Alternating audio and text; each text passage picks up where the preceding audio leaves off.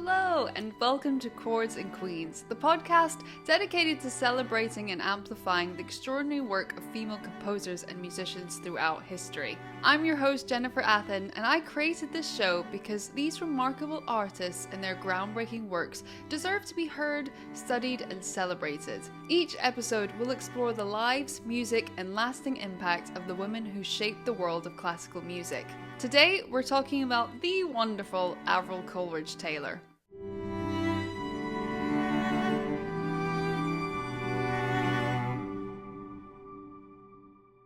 Now, our story begins on March the 8th, 1903 in South Norwood, a district in southeast London, when Avril Coleridge-Taylor was born. But she wasn't actually born Avril. Her full name was Gwendolyn Avril Coleridge-Taylor, and she was born into arguably one of Britain's most musical families. Her surname might be familiar to you because her father, Samuel Coleridge-Taylor, was a famous composer of mixed English and Sierra Leonean heritage. Samuel was actually often referred to as the Black Mahler for his remarkable compositions, particularly his cantata trilogy based on Longfellow's Hiawatha. Her mother, Jessie, was also a musician, I believe a pianist and singer. And this is actually how she met Samuel, is when they were both studying at the Royal College of Music. Now let me take you back to her childhood. With Samuel, her dad, being a working composer, he had a music room and a study in their home in London, where he had an upright positioned against one of the walls. Now, the adjoining wall of this room happened to be little Avril's bedroom. And it's said when Samuel used to practice or compose, he would constantly be checking in on Avril to make sure he wasn't disturbing her, which I thought was very sweet. And it is said that she loved listening to him play. And perhaps this is where she found and developed her love for music. But unfortunately, tragedy struck early in Avril's life. Samuel Coleridge-Taylor passed away from pneumonia when Avril was only 9 years old. This devastating loss would profoundly shape her future, as she would later dedicate herself not only to her own musical career, but also to preserving and promoting her father's legacy and works. Despite losing her father at such a young age, Avril's musical gifts were undeniable. Avril wrote her first composition called Goodbye Butterfly at the age of 12. So let's think about that for a moment. At an age when most children are just beginning to understand the world around them, little Avril was already creating original musical works. Her talent was so evident that in 1915, after writing Goodbye Butterfly, she obtained a scholarship to study composition and piano at Trinity College of Music with Gordon Jacob and Alec Rowley. She was just 12 years old when she received this scholarship, making her not only a child prodigy, but also highlighting the exceptional nature of her abilities. And it was here at Trinity College where Avril studied with some of the finest musicians of her time. Like I said, Gordon Jacob was a renowned composer and teacher who would later become famous for his orchestral works, while Alec Rowley was celebrated for his piano compositions and teaching approach. And during her time at Trinity, Avril really honed her skills in both composition and performance. It wasn't always easy though for her, as outlined in the book she wrote about her father called The Heritage of Samuel Coleridge-Taylor. She writes about the difficulties she faced studying music as a teenager, whilst also being expected to provide for her mother and brother after her father's death. She also recalls the often regressive nature at the time, combined with the overwhelming opportunity to be taught and study with world-class musicians at the school, and how that sort of ebb and flow kind of pulled her in different directions all the time. Another significant moment in her life happened on the 19th of April in 1924, when Avril, or Gwendolyn as she's still known at this time, married Harold Dashwood in the Croydon Parish Church. What's really interesting to me though is up until this point, she initially wrote music and performed music using just her first name Gwendolyn and maiden surname. And it wasn't until after she went through a divorce did she start changing her name to Avril, and I'll explain why. In 1929, she debuted a piece of work in Eastbourne titled To April, which she had written during her trial separation after a whopping 7-year break from composition. She documented all of this by saying, "All this happened in the month of April. Part of the doctor's psychological treatment to help me forget the past misery was that I should change my name. So I did, to Avril. My new composition bore the title To April. It was not meant to represent or to be an impression of the month, but an expression of the kind of new life I wish to lead." Which, when I read this, it does break my heart a little bit, because obviously she's going through a divorce. It's really having a huge impact on her and her work as well, that she's decided to adopt this new identity going forward, which I think was really powerful as a woman as well, sort of taking back that control and, you know, whatever outlet you choose to have, whether it be I'm changing my name so that I can move forward. I think it was ultimately a positive thing for her mental health, it would seem.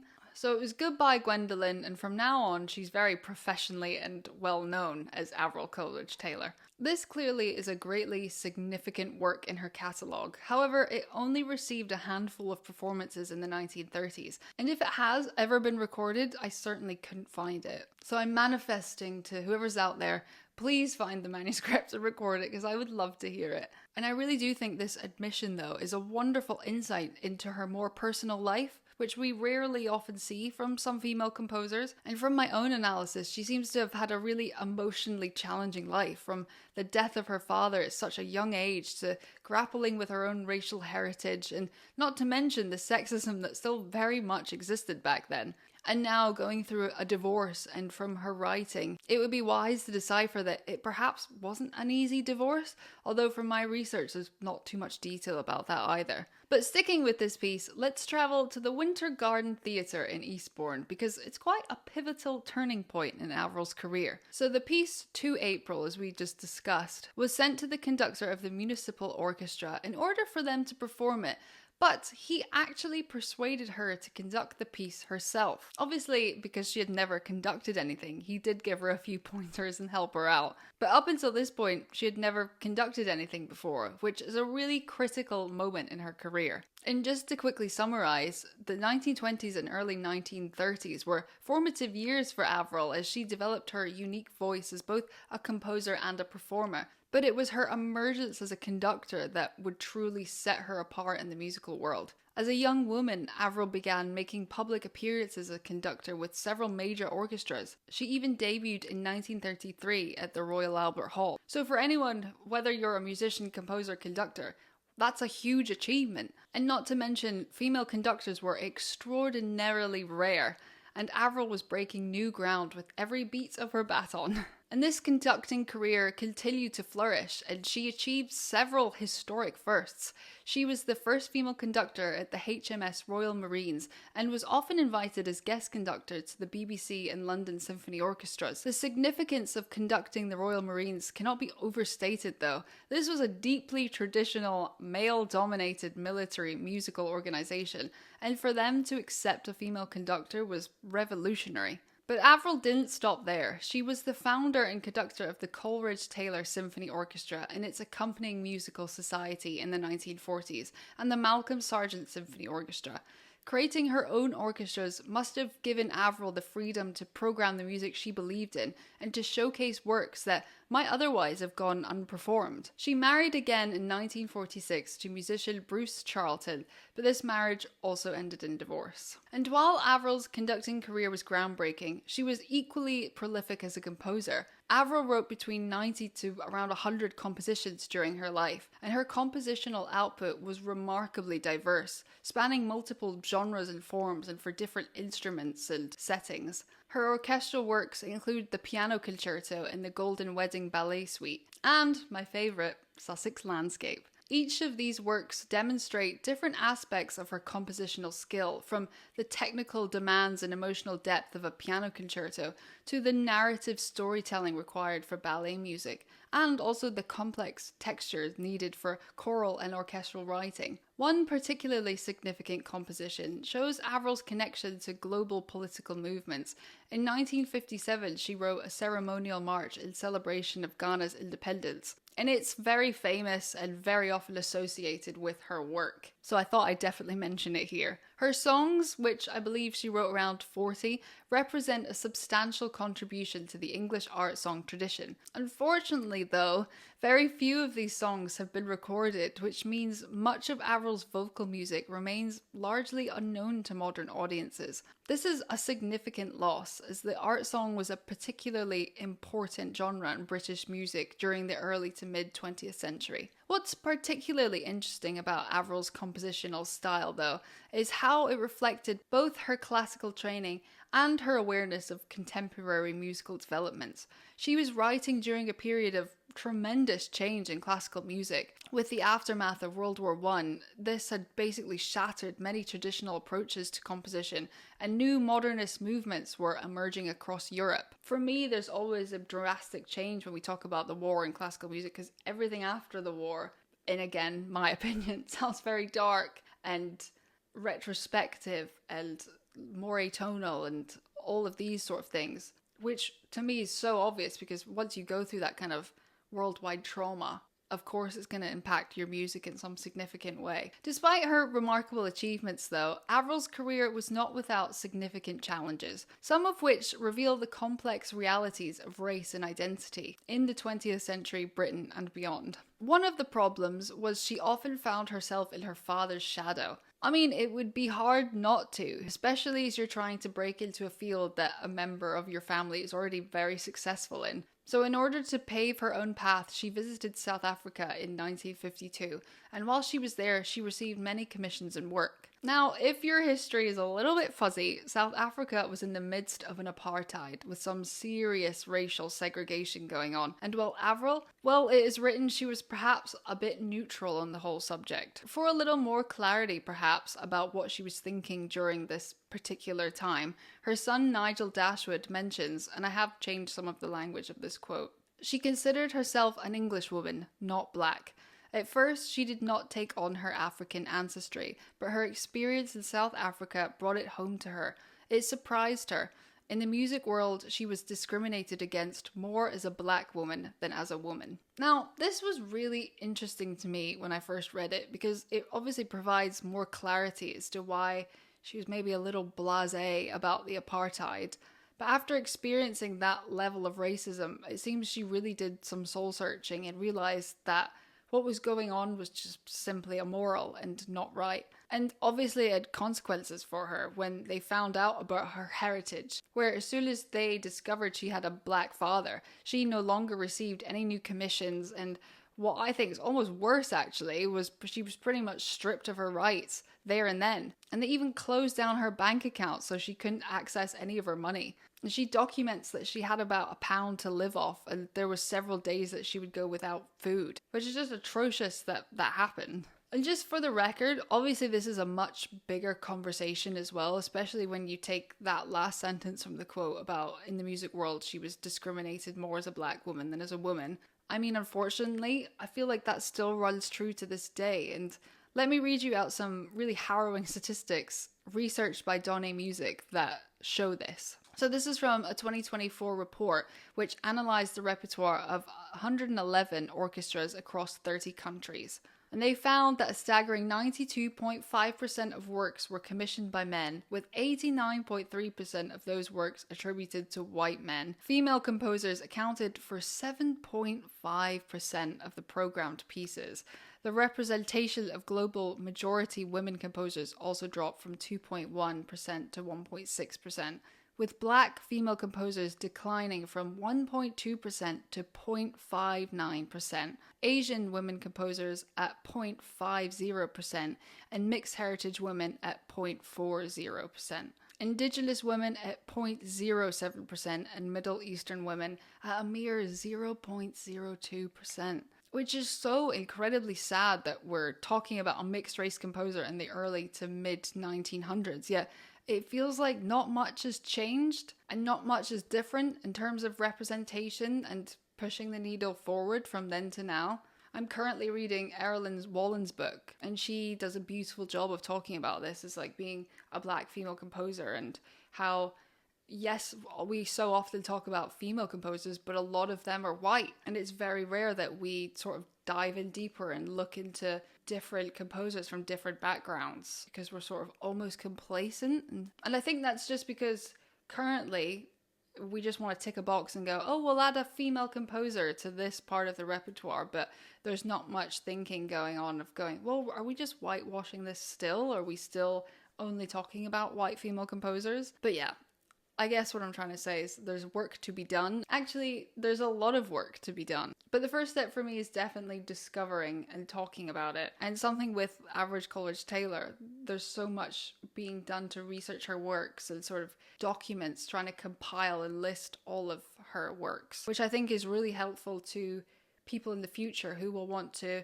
record or play or even just research into about her life. I think the first stage is talking. Let's get back to Avril. Now, this incident in South Africa is deeply complex. It reveals the arbitrary and destructive nature of racial classification systems. And Avril, who had lived her entire life in Britain and apparently been accepted as white in British society, suddenly found herself classified differently under South Africa's apartheid laws because of her father's mixed-race heritage. Now, the South African government's discovery of Samuel Coleridge-Taylor's racial background ultimately led to the cancellation of her conducting and composing opportunities there. And this experience very likely had a profound impact on Avril's understanding of race and identity. The shock of being personally affected by these racist policies may have been a real awakening moment. And after this time, Avril made a significant life change. In 1939, she moved to East Sussex, where she had views over the South Downs. This move to the countryside represented a shift away from the intense musical life of London, and it brought about one of my favourite musical works, titled The Sussex Landscape. Now, if you haven't heard this piece of music before, you're probably thinking to yourself, Sussex landscape. It must be inspired by all of the rolling hills and the greenery, and it will be upbeat and ambitious. Well, I hate to tell you, but you're wrong. Sussex Landscape was actually written almost immediately after the beginning of World War II in 1939, and is more or less enticing the listener with its bleak and melancholic voice. And it turns out it's quite a good example of war work by women and reframing the narrative from the usually sexist women can only write pretty and delicate songs, while also maybe highlighting Avril's own internal darkness and wrangling with those inner conflicts. You know, up until this point, she's had her father passed away, 2 divorces, all of her racial entanglements in South Africa, having her work torn away from her. I remember reading she was sort of begging the BBC for commissions when she came back because money was a bit tight as well. So I'm sure all of that definitely fed into this piece as well. And I do almost like the sort of juxtaposition of Sussex landscape. You just immediately think of something happy or nature and that sort of the gorgeousness of it. Whereas the actual music is so devastating. And I really like that conflict between it. And I really, really, really recommend listening to it. And the Chineke Orchestra have a fabulous recording that I'll link in the description. And as Avril entered her later years, she continued to work on preserving not only her own musical legacy, but also that of her father. Later in life, she would write a biography of her father, ensuring that Samuel Coleridge-Taylor's contribution to British music would not be forgotten. And her longevity was remarkable. Avril lived to the age of 95, passing away in 1998, which meant she witnessed nearly a century of changes in the musical world. She saw the rise of recording technology and the emergence of new musical styles, 2 world wars, the civil rights movement, and the gradual increase in opportunities for women in classical music. And I do mean gradual, because it seems a bit slow.